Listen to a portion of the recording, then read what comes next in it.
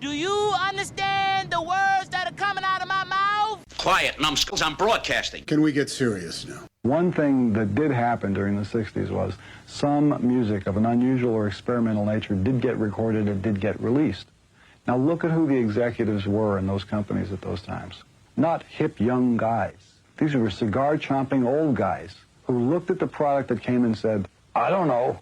Who knows what it is? Record it, stick it out. If it sells, all right. We were better off with those guys than we are now with the supposedly hip young executives who are making the decisions of what people should see and hear in the marketplace. Success in the music business begins with a dream, a vision. This podcast will give you, the listener, the insight and tools to turn that vision into a reality. Meet the industry professionals who work day by day behind the scenes, helping to make those dreams come true. Welcome to the business side of music. On the show with us today, all the way from Brooklyn, New York, Barbara Barna Abel is with us. She is a multimedia and communications coach, advisor, as well as a talent development and executive development expert. Her award-winning podcast, Camera Ready and Able, explores the intersections of media, change, and personal growth. Welcome to the show. Thank you so much, Bob. I'm delighted to be here. I'm glad to have you here. We talk a lot about the music industry because that's obviously the title of our show. It's the business side of music. One of the things I think that artists overlook quite a bit is the media perspective of things. I've created my music. I've got it out there. I'm either on Spotify or radio or whatever. But we don't think about that visual aspect and how important that is. Am I correct?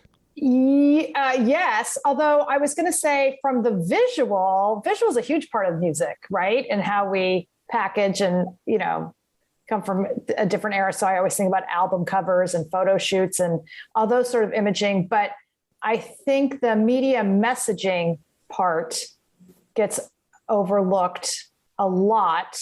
And part of it's generational, and we can dig into that because just the notion of the music business and the conflicts many artists have for a variety of reasons with the business side of music. Yeah, and I think we talk about that quite a bit on different episodes of the creative aspect versus the business end of things and how they seem to be magnets of the same polarity because they never really can connect. But there's a certain element when we talk about media, and I think one of those is, being able to be on and off camera ready, because I think that's something that is a kind of a separation of church and state or however you want to say it. But I know a lot of artists that I talk to that do really good in a one-on-one person aspect, but as soon as you put a camera in front of them, they don't really know how to act, or they don't know how to really tap into that power that they've got to be able to emote something and show their personality. Am I going in the right direction there? No, I think that's very astute of you, Bob, actually. So, one, if we step back and understand in all forms of arts, but especially in music, because people who create music, the music is how they speak and communicate. So recognizing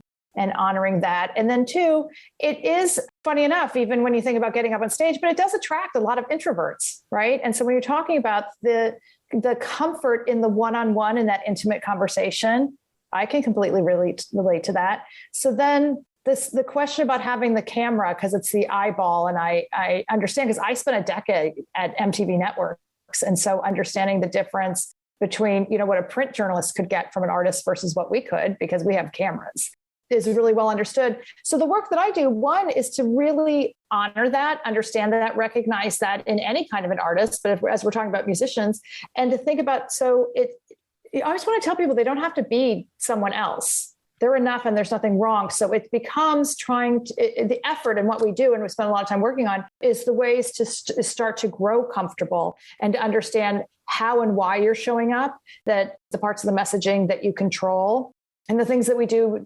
deliberately. And there are a bunch of different techniques, everything from, meditation and breathing to mindset and visualization. This is just understanding, who are you talking to and why are you talking to them?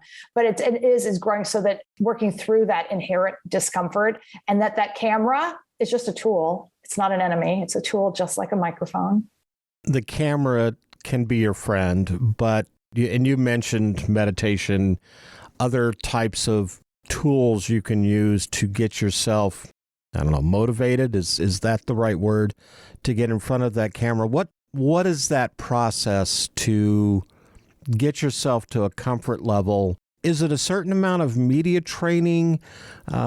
What pair of comfortable shoes do you put on to get into that platform where you can do an interview or have a conversation, as you said, with that eye, that lens, and make it feel natural and comfortable and realistic? That's a bunch of stuff there. I actually want to start with something you said that was so fantastic, which is about the pair of shoes, because that actually is a technique. That and there are two parts of that, but one that comes from acting, because when you're learning your lines, even when you're doing table reads, but as you're starting to develop who that character is, you wear the shoes of that character.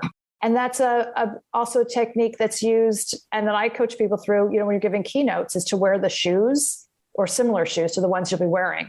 And this happens, obviously makes a huge difference for women, maybe more than men a little bit, but the idea of you shouldn't be practicing in flip-flops or sneakers if you're going to be wearing a 3-inch or a 4-inch heel, because for one thing, your posture changes. But when you're an actor, you step into those shoes, you step into that character. So that's actually a powerful thing that you just identified. 2, there is actually a technique too that in order to stay present is just sometimes, if you lose your place or you zone out, this can happen too. It's like if you're a band or you're on a panel, you don't even have to be, an artist, but you could be anybody who goes on panels. If you zone out a little bit, just feel your feet on the floor, because it brings you back to present, the tactile sensation, plus it also roots you. You're actually grounded. But then going back to the bigger question that you asked, there are a lot of things going on here at once that are somewhat unique to this business in the music space, because you're a creator, you've created your music and you want to share it, right? And then part of that is, you go out on the road so people can hear your music, you do a bunch of different things. And so now when you're talking about interviews, commonly that's the promotional part of it, but you also have the needs of your label, if you have one. And there's a lot of that in the press right now. So that you may not be in alignment with what your label wants you to do and say. So that's an actually interesting sort of separate conversation. So we think about how do we create boundaries? What are those intersections? What's negotiable? What's non-negotiable? So that's actually a part of that, because that colors this in a different way than a lot of my clients who work in other industries. But the other thing that we also think about is who are you speaking to? Why are you speaking to them? And I just had this conversation on my own podcast about the notion of creating community versus building an audience. So if you're an artist who's focused on community and you really have that relationship with your fans, I think you show up a little bit differently in those interviews, because you understand the how and why you're speaking to someone, and there's purpose behind it, which is deeper perhaps than simply the commerce side of it or the obligation side of it, which can make, doing interviews. And when you think about junkets, and it's so hard for anyone who's outside of the entertainment world to understand just how grueling that part of the process is. You created something which took a lot out of you and your heart and soul is there.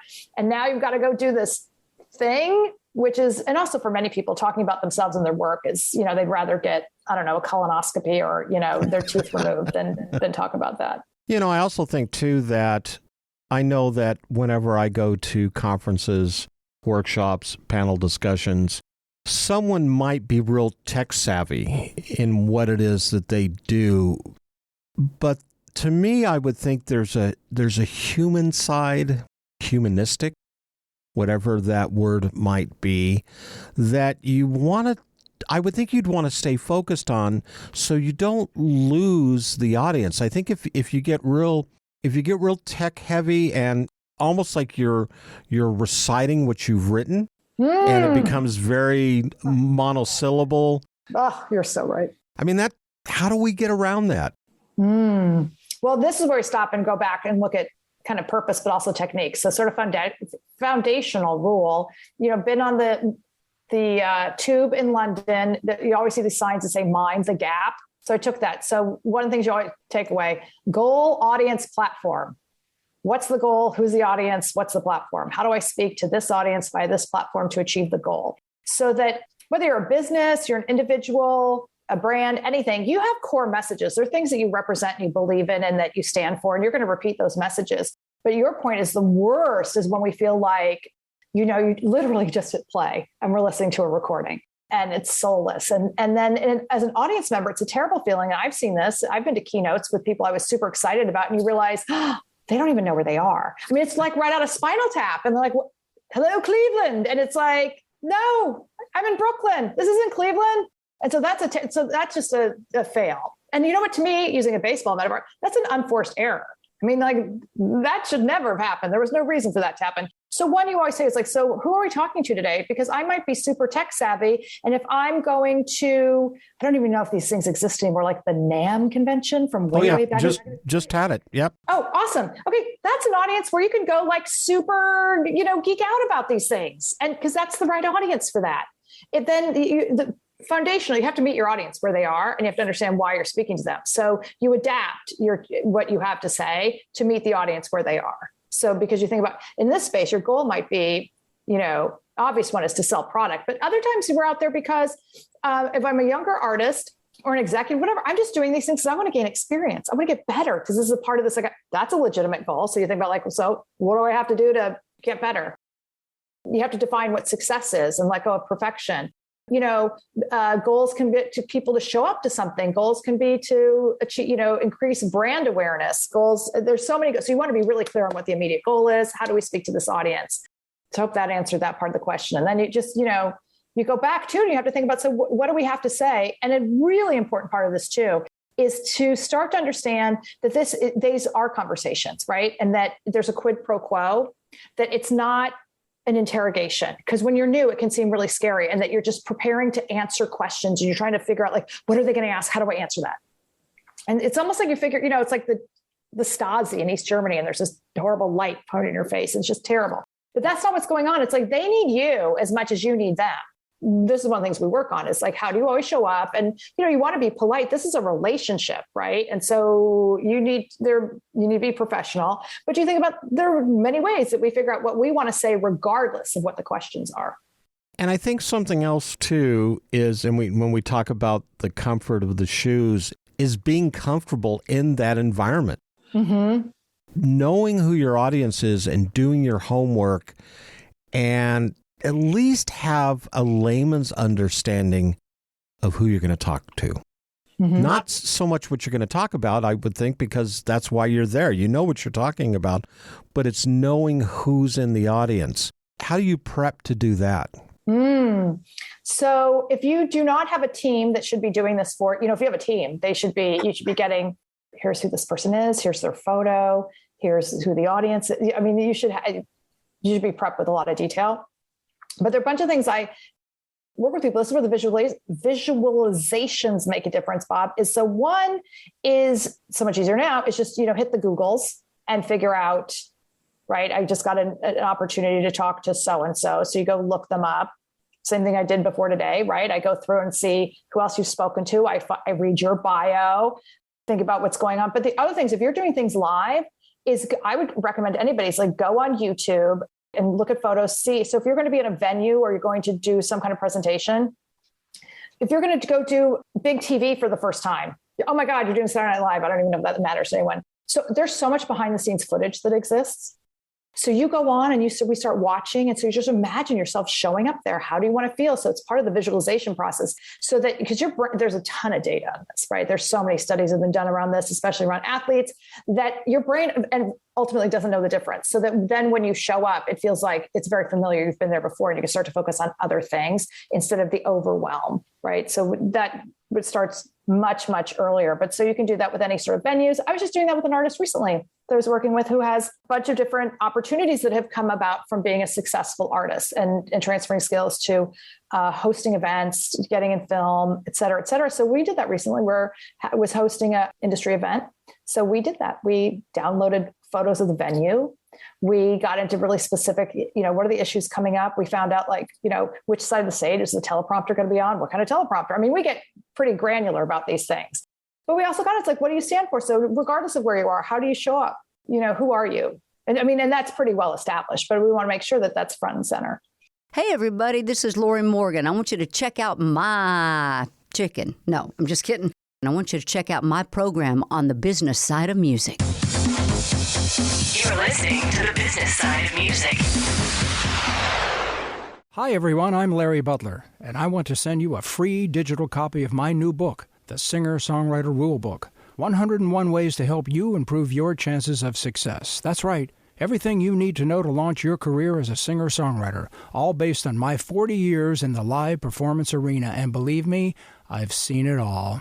In my book, you'll find the 10 things you have to deal with before even thinking about becoming a singer-songwriter performer. You'll also learn about the 5 things every singer-songwriter can do this weekend to make their live show better. 5 things I can guarantee that you are not doing already. Plus, there's tips on songwriting and staging, photo and video shoots, publishing, merch, dozens of other topics, all written for people who don't particularly like to read. And again, it's free. Just go to the Business Side of Music website homepage and look for my book cover. Click on it, and a free digital copy of my book will be yours. I'm Larry Butler, and I approve of this message.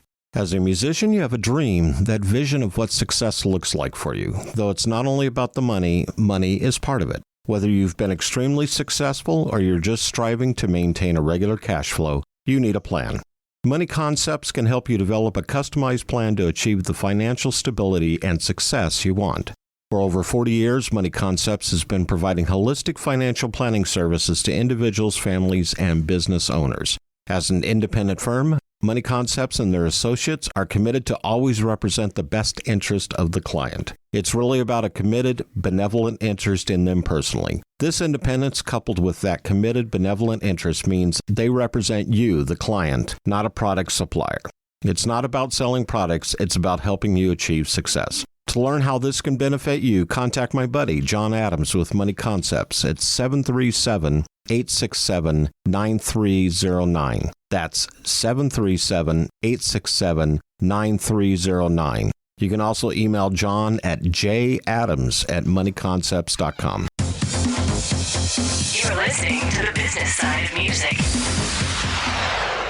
One of the things that I notice quite a bit, especially the industry award shows, are a fine breeding ground for looking at, to me, what is the right way to be on there and be a presenter or a host, and the wrong way. And sometimes it just seems like they get someone, I'm not going to name names, but they get a host to be on the show, and it just doesn't click at all. And you see that more times often than not. Should there be a team in place? I mean, I would think more than just dress rehearsal, as you said. Okay, the teleprompter's on this side of the stage. This is, the speed they'll set it at and how you'll read it. Shouldn't there also be a certain amount of time prepping if you're going to have that role as the host or the presenter so you don't come across as bad?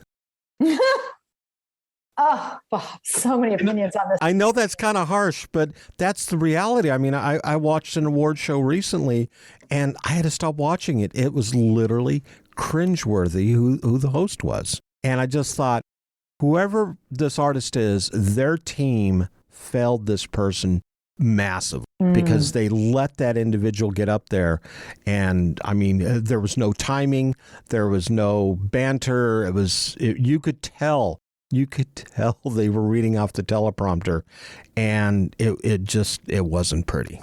Well, before I answer that, I just want to throw out there, because it's one of my pet causes. I really feel like the Grammys should become like, fanfare or whatever. I think it should be turned into like a Comic-Con, where it's just this amazing fan-driven week-long event. So that I think it's a great idea. Right. And that backs me into what you're saying, because the challenge still is these are television shows, and they happen because there's still money to be made from these television shows, right? I mean, we know the audiences are dwindling and falling off dramatically. I mean, I have a 25-year-old and 21-year-old, and I'm the only one who watches the award shows. I mean, they don't even know that they're going on, and they're both very active and engaged music fans. So that aside, that when you describe that situation, So yes. So one, the team behind that artist let that artist down. And also the artist needs to really be understanding, what goes into this. So there can be hubris to think that like, oh, I'm already great at this. I'm a live entertainer. This should be easy. Because that would get into the notion of transferable skills. It's like, yes, you're awesome at that thing, but you're not familiar with this thing. I love saying this one all the time. It's like Helen Mirren never wakes up and says, Shakespeare, I've done that. I can sleep in. She's showing up for rehearsal and she's like working her ass off. Serena Williams and Rafi Nadal, who just went to the French Open. It was like, he doesn't go, I'm a goat, I'm sleeping in. He trains harder than anybody else. So people with sustainable careers across anything are people who put in the effort and never, ever phone it in. And they're also respectful of all the other expertise that goes in to create this show. So there's that. So yes, you need to budget time to rehearse.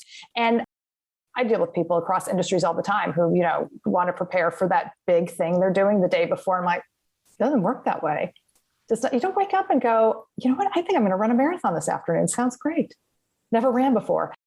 Anyway, so that aside, but then on top of it too, what becomes challenging that adds to the cringe is that it is a television show and what's going on to get that audience and who knows about the writing. And did you have did the writer work with you to write that script? That's an ideal situation. And in the shows where that tends to be the most successful, when you have comedians, they bring their team. You don't just pluck that comedian, and that comedian brings their writing team and they have each other's shorthand and they know what they're doing. And there's a playbook for this already, but that happens very rarely in the situation that you're describing. So there are all those elements. And by the way, the teleprompter doesn't run at your speed. The teleprompter operator follows you. So you should have had like a lot of awesome rehearsal, and it should be written in, the script should be adapted to how you speak. I could go on for days about these things. And I think what you said there, and I take this from your site, it's showcasing your personality. And part of that is how you talk, how you express yourself. Mm-hmm. That if you have someone that majors in Shakespearean prose and you're a good old boy or a good old girl from Nashville, Tennessee, never those two trains will meet. You need to not only spend some time, but also get across to those people who you are. You're showcasing your personality, right? Yes. And your energy. A lot of things go into determining, literally how do we show up in this situation. But yes, 100%. And to write for someone else. And sometimes it's even, to your point, it can be syntax and word order. And then just the foundational that we write for the ear, not for the page. That comes up a lot now that I deal with, because when we have branded content and sponsorships, a lot more people are approving the copy. And so then it becomes harder to change things. And that's sometimes where we sound like paragraphs, or it's not written in conversational language. And so I'll give an example. A million bajillion years ago, I did a show called Man vs. Food. And in the pilot script, at a place called Tony Luke's, which is fantastic for Philly cheesesteak sandwiches. But the copy said, it was written, they've been making, mouth-watering Philly cheesesteak sandwiches for over a quarter of a century. And I was like, nobody says that. Nobody, you could read, it makes sense if this was an article about it. But in real time, what happens is you lose your audience, because we actually have to, our brains in that nano moment, the neuroscience of this, our brains have to translate that into 25 years. And so now I became distracted. I'm actually not paying attention for that blip, because I was like, at quarters, 25 years. And so those things show up all the time, where it was written for the page, not for the ear. And those are just small tweaks that can make such a difference in how the audience engages, how successful and impactful we are. There are certain steps to creating that impactful executive presence. You actually talk about 7 of those, right? There's 7 steps to turn things to where you do make a very impactful presence, which is really so important. Can you walk us through a few of those?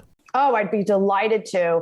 And something you just said when we're talking about executive presence, and something I created called the 7 C's to executive presence, or on-camera presence, because that's literally the lens through which I do everything. But one of the things you said was impact. And I really encourage everyone, no matter what you're doing, is to focus on impact, because all of us have that power. And so when we're focused on impact, it actually also takes a lot of the pressure and responsibility off of us. We're not inward focusing. So we're less worried about being liked or how's this going to, because we're focused on like making a difference, making an impact. And by the way, that does not have to get super heavy. I mean, life is hard. So making people happy and smile and entertained, or life felt better for those 2 hours during someone's show, that's a really powerful gift and highly impactful. So I just really want to put that out there. So the 7 C's, the first one I start with is composure, because composure is to me, it's a hallmark of leadership. So when everybody else is freaking out, the plane went down, we're on lost, the person with composure is the natural leader. Like, I don't know how we get off the island, but it's okay. We're going to do it. That's composure instead of what's going on. And I think a lot of artists, anybody who's been up on stage, and certainly executives and many people who give presentations, you start to develop this because so many things can go wrong. The lighting goes off, there's a famous story about Michael Bay, the director, got paid a lot by a Japanese technology firm at CES or something. I remember it happened in Las Vegas years ago. I have a feeling he didn't rehearse, because he got there and whatever he was supposed to do, the teleprompter broke and he freaked out and he ran out. And I used that for marketing for years, going, see, just call me in advance. Like we could have salvaged this whole situation. It never would have happened. But I mean, those things happen. Things happen in live television. Things happen all the time.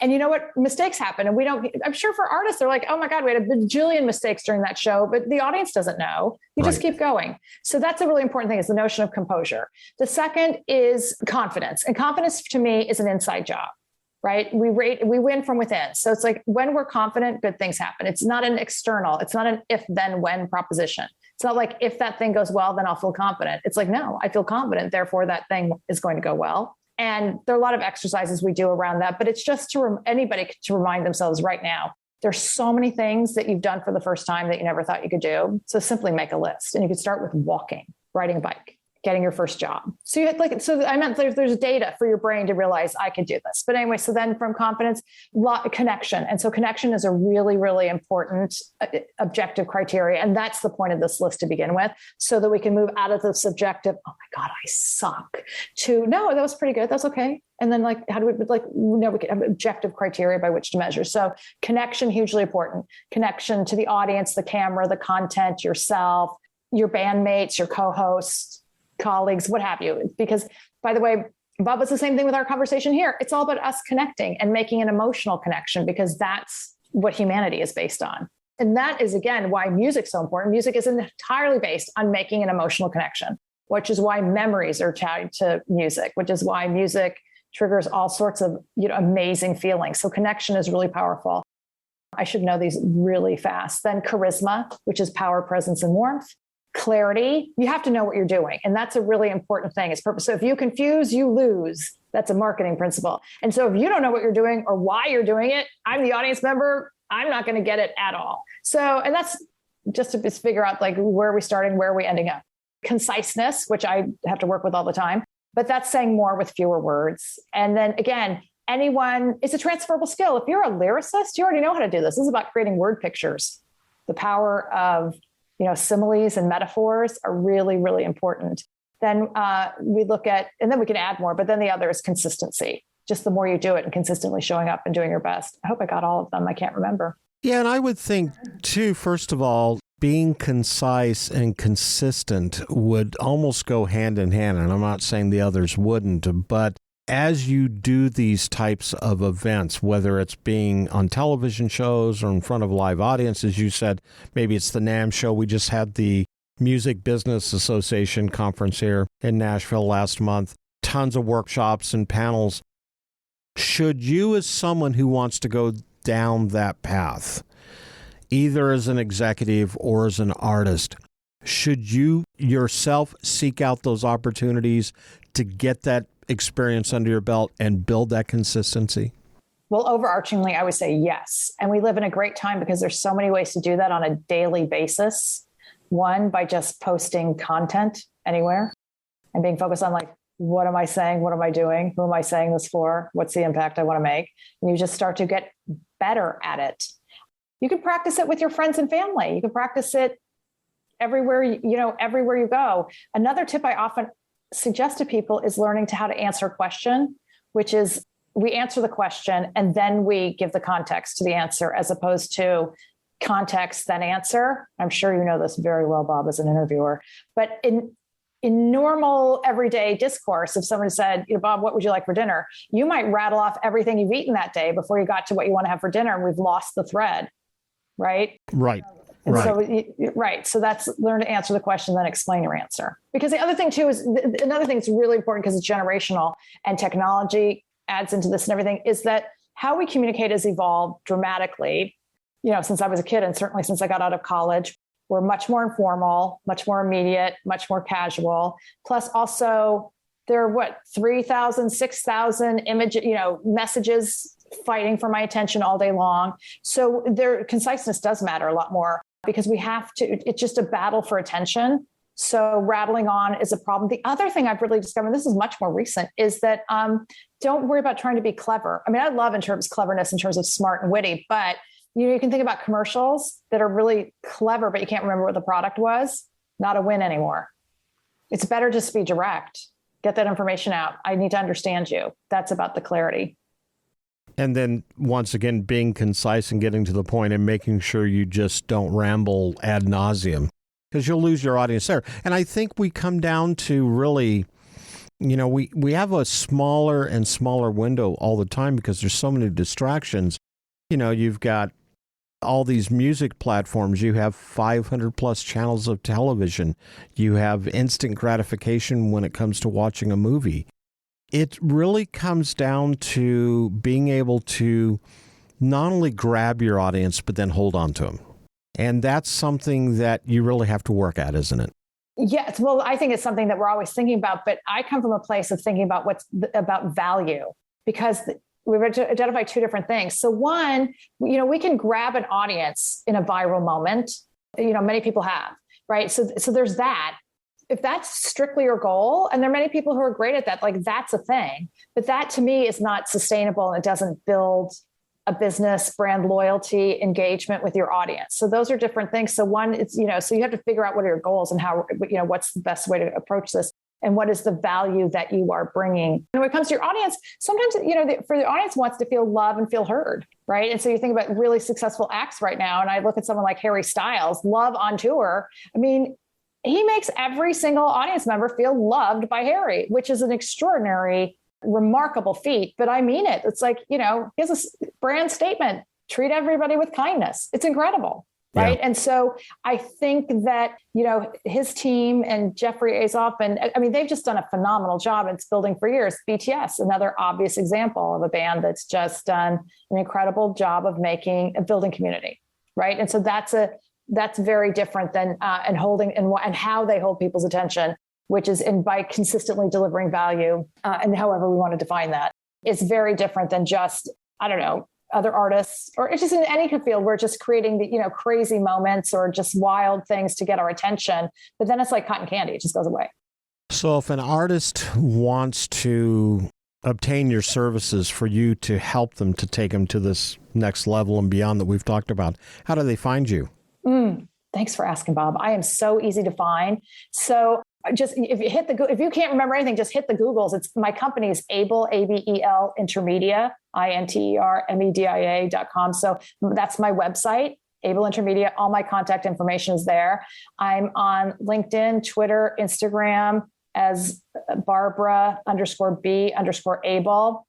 I answer all my messages. And I do have my podcast, easy to reach me through Camera Ready and Able, which is on all the platforms, as well as through my website. Thank you. In other words, just, shoot me a note at bba@abelintermedia.com. But my info is very public, easy to remember.